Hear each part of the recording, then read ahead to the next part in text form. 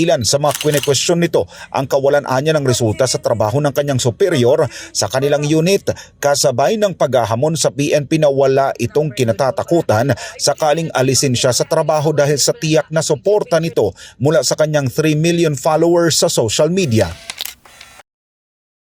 Kinumpirma ng tagapagsalita ng NCRPO na si Lieutenant Colonel Eunice Salas na posibleng mapatawan ng 60-day suspension ang isang police vlogger dahil sa pag-iiskandalo nito sa social media.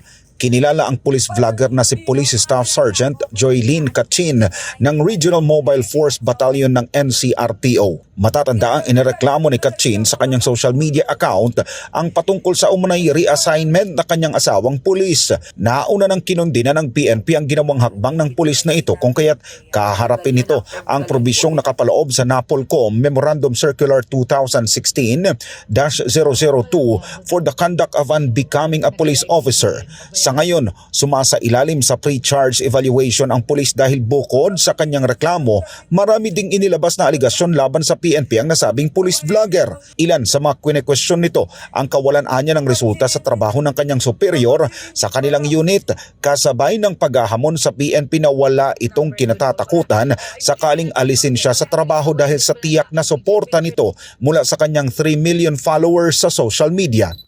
According po kasi sa NAPOLCOM Memo Circular namin 2016-002, si Staff Sergeant Kachin ay maaring nag-commit ng violation for the conduct unbecoming of a police officer. Dahil nga po dun sa pagrarant niya at pagsabi ng mga hindi magandang bagay at maraming aligasyon po tungkol sa kanyang opisyalis at sa sistema ng PNP. Maaari po siya dong masuspende ng 60 days pero as I've said earlier, ito po ay mag-undergo pa rin ng due process. Agad rin naman itong iimbestigahan ng PNP kung may katotohanan ang mga paratang ng police vlogger laban sa kanyang mga kasamahan sa unit at sa buong hanay ng pambansang pulisya.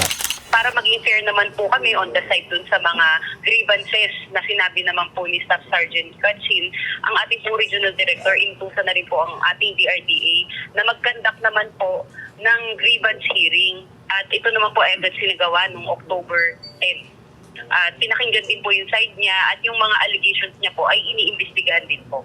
Samantala, batay sa impormasyon na ibinigay ng NCRPO, ang asawa ni Kachin ay nakatakda sanang ilipat sa Southern Police District na hindi naman kalayuan sa kanyang trabaho. Paliwanag naman ng PNP, may mekanismo ang organisasyon kung saan maaring idulog ang mga hinaing ng kanilang mga tauhan at kung hindi kontento sa aksyon ng immediate superior ay maaari naman itong iparating sa nakatataas. Ikinalulungkot rin ng pambansang pulisya ang ginawa ni Staff Sergeant Kachin lalo pat hindi niya lubos na nauunawaan ang kautusan tungkol sa reassignment ng mga tauhan ng RMFB sa mga distrito para sa eleksyon na rekomendasyon pa lang at hindi pa naipatutupad.